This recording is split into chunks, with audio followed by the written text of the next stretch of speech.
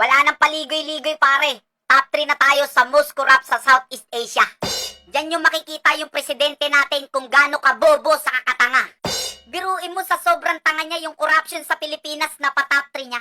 Konting kembot na lang putik, maaabutan na natin yung Cambodia. Partida pare, sa loob lang ng 3 years niya yan ginawa. Yung ibang bansa bago mapunta sa top 3, inaabot ng 10 to 15 years pa. Ganong katagal, marunong pa silang mahiya. Pero kay Bongbong pare, 3 years lang, mabilisan nilang ginawa.